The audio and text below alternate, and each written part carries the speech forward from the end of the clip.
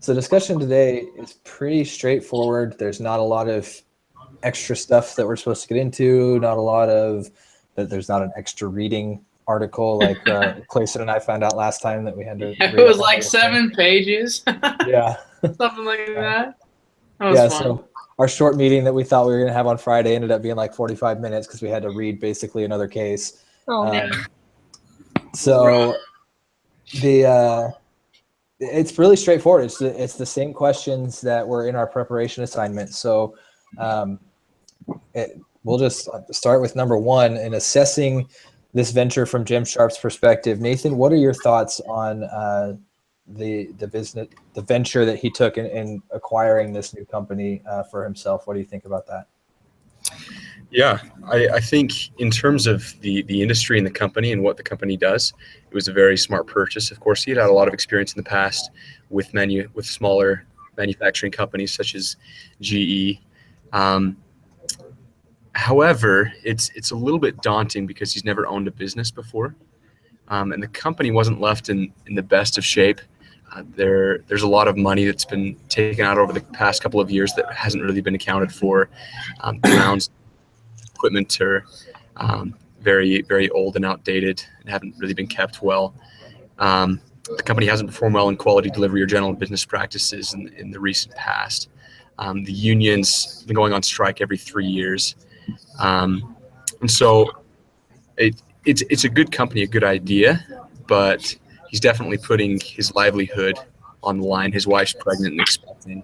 And so he's definitely taking a risk in terms of owning the company. I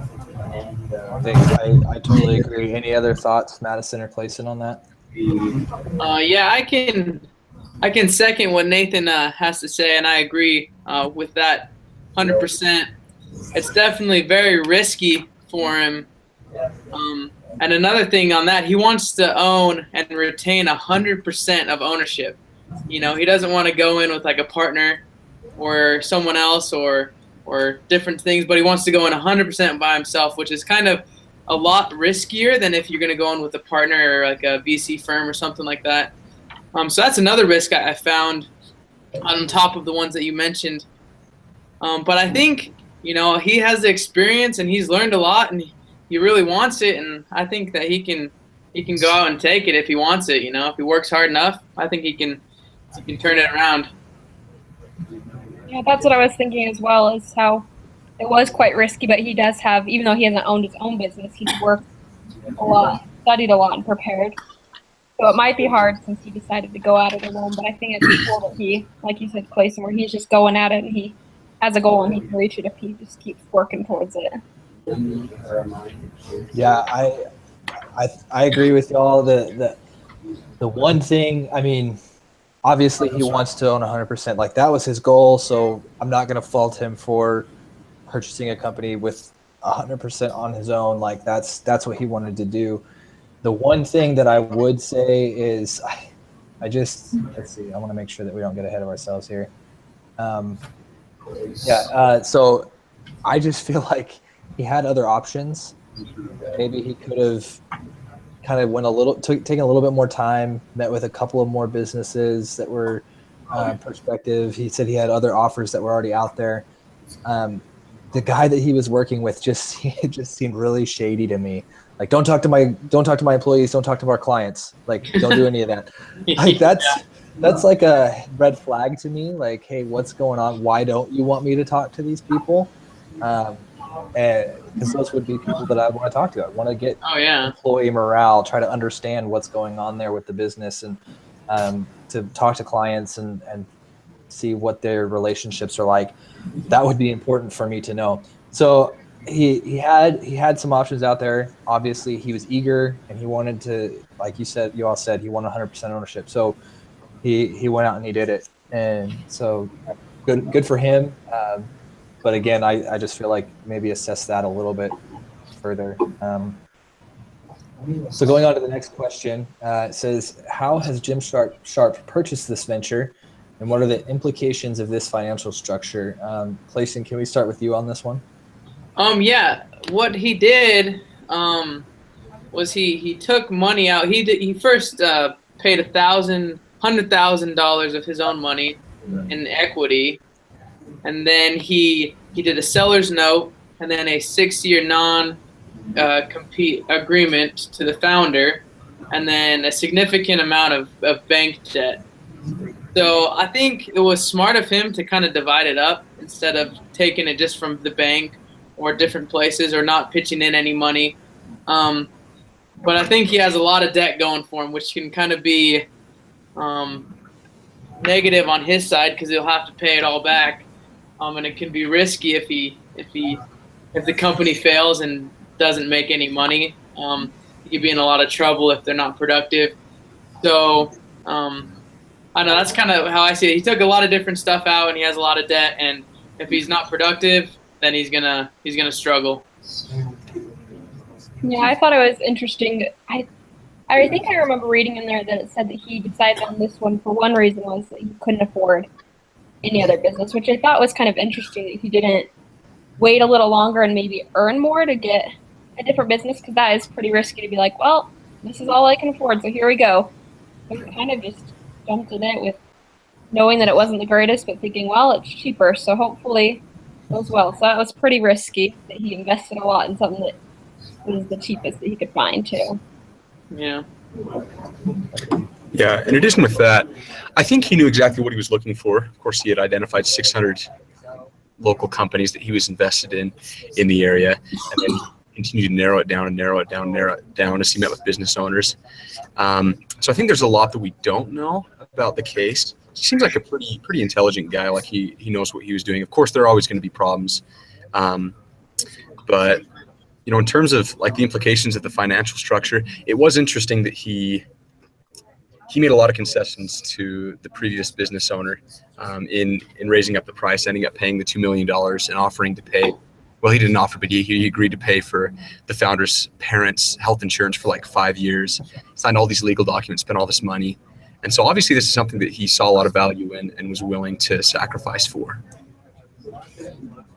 Yeah, I agree. There's a lot of unknowns in the case, but then you're right, Nathan. He made a lot of concessions, and Madison he's going with what he can afford, and Clayson, to your point, he did take out a lot of debt to do it. It kind of there's a lot of risk in that, like y'all were saying. There's having to pay all that back makes it harder to earn money later on, and you're just going to be paying back money for a long time. But with the experience that he's had in manufacturing, not necessarily this specific industry, but in manufacturing in general and turning their manufacturing plants around, like I think that he has, Nathan, like you're saying, the motivation and the ability to succeed, even though it does seem like it can be really risky at the beginning. Just moving on to the next question. What should Jim Sharpe do on his first day as owner of Extrusion Technology, Inc.? Madison, do you want to give us a start on that one? Yeah. So when I read this question, it kind of made me think of it because he has so much experience in like working in the field without owning a business. I really think he needs to sit down and like make a list of like all the pros and cons and try to set goals like financially and all that kind of stuff, goals that he like of the pros, and try to set goals to do the things that he noticed were good in the business. Because with that experience of like working for other people, he's been able to kind of be on the back burner and just watching and kind of learning without actually having to apply. So now he can take time to be like, okay, this is what's important to me for this business, and this is what I saw was successful in the last businesses, or what I saw wasn't successful, and then kind of set goals of where he wants to be in the next, like it says, the next months and years, and just kind of go from there. Those are great points too. Setting goals is really important. Nathan, what do you think there? Yeah, I think he really needs to take the time to get to know the employees as well. They were kind of giving him the look of like, who are you?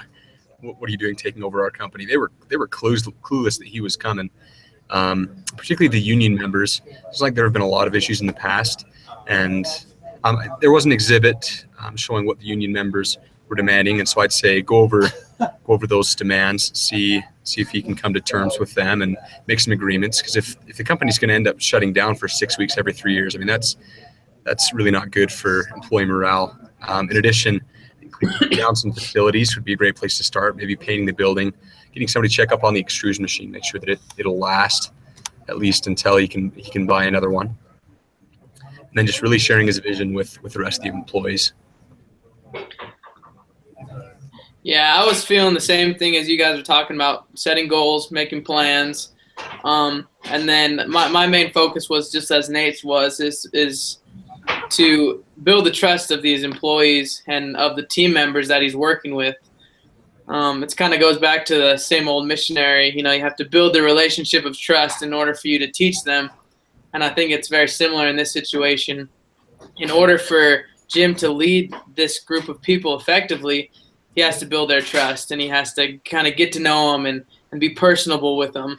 And once he's able to do that, then he's able to start, taking action and fixing the extruder and fixing the building and doing this and that. But I think first things first is to build the trust of the employees, and then things can start looking up from there. And it doesn't have to be anything crazy, but just, this the simple stuff to build that trust. Yeah, I agree. Day one, get to know those employees. Like Nathan said, they're clueless. They had no idea this was going to happen. The previous owner basically just came in, like, drop the mic, I'm out. Just kind of, here's your new boss, and see you later.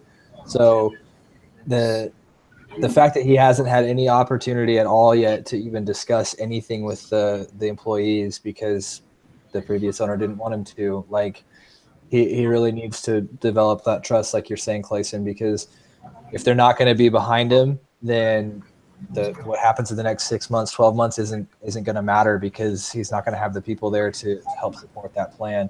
And I think that kind of directly goes into the plan we've already kind of discussed over the next 6 months, 12 months, what he should do, in kind of just revamping the building, getting morale up, fixing machines, making sure everything's working.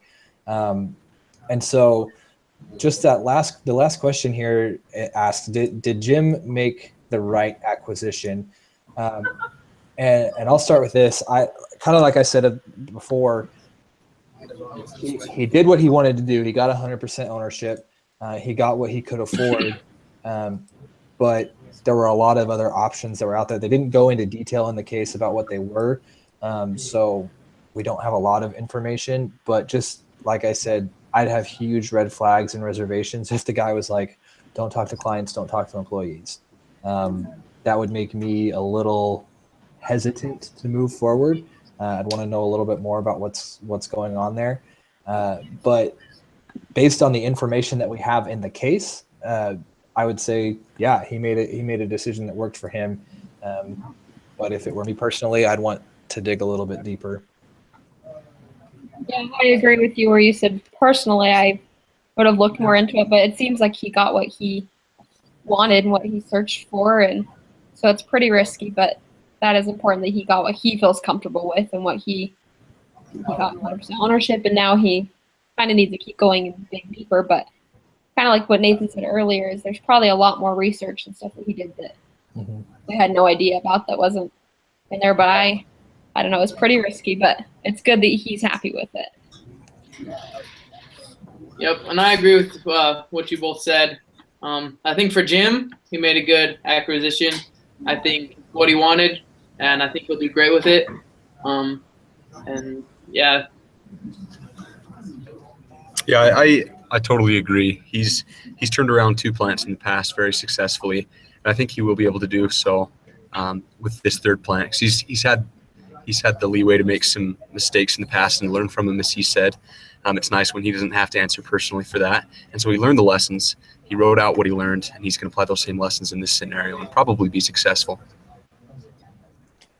Yeah, I think we're all kind of on that same page there, that this guy, he's got a good history. He knows what he's doing. So he'll be able to do what he wants to do. And he's expecting a child right now, and so that's going to be a little bit tough during this transition period. But I think in the long run, he's going to be able to make it work for him. Any other final thoughts regarding this case at all? I mean, like I said, it was super straightforward, really quick, I think. So. Yeah. I had a question about the spreadsheet. Were you guys able to look at that and complete that? I'm still working on it myself, but go ahead, Nathan. Yeah, it's a little tricky. Working on the summary financial model, I think I've got all the numbers right. It'd more just be writing out answers to the questions. Yeah. The one thing that I had a question on was the debt to equity. Debt to equity is just your total liabilities divided by your total equity. And for some reason, when I did the equation, it wouldn't show up in my cell. It would just leave a little dash mark. Yep. So is it doing the same with yours? You have to do it by hand. Okay. Yeah, you have to do it by hand, which is kind of annoying. But yeah, so maybe I'll just do it by hand and then submit it. But like the first one worked when I used the cells and I linked them together and that divided by that. It worked, but then all the other ones were all dashes. I was like, what the heck? I don't even like. I guess they wanted to do it by hand or something, but I guess so. I ran into that problem. I wonder if I did something wrong because I did not get dashes. Really? Yeah. Tell me your formula again. What did you say it was? I just did total debt divided by total shareholders' equity. Yeah. Yeah. That's what I did too. I just linked the cells together, or did basically, if you're looking at the spreadsheet, cell J47 divided by cell J45 to get my percentages. Or no, I'm sorry, J45 divided by J47. Yeah. Yeah, I did that same exact thing, but for the first one it worked, but then for the other ones and the other columns it wouldn't work. That's really weird. Which is weird. So maybe it's just my computer, when it downloaded the file, it tweaked it a little so it wouldn't copy everything over. But yeah, like I said, I'm still working on mine. I don't know if we have to turn it in.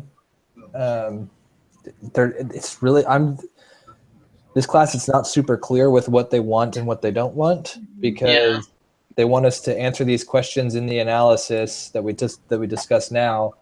But then we also have this spreadsheet, and I don't know if we can turn both assignments in, because some things you can only turn one, attach one file. So I'm not exactly sure what we should be. Yeah, I think I'm going to try to turn in both just in case. Yeah. But yeah, other than that, I think I'm pretty good then. Okay. On my part. Well, then, do we want to set a time then to meet for the next discussion? Are we thinking about Friday again? Is that working for everybody? What are thoughts on that? Works good for me as long as it's after 2 o'clock. Okay. Yeah, I can do it in the afternoon, so around 2 or whenever. That works. Okay, so we'll plan on like the same time, 2:30. Yeah, that works good. 2:30 will work. And then is there somebody that wants to take the lead on this discussion on Friday? I can take the lead if you guys want. Okay. I've been absent for a while, so now I can. Now I'm back on track. All right, sounds good. So yeah, I guess just we'll plan on that on Friday, meeting at 3:30. Just Madison, just send out the link, and we'll join from there. Perfect. Sounds good. All right, thanks guys. I'll send this link to y'all after I've got it all shut down and everything. Perfect. Thanks. All right. Bye. Bye.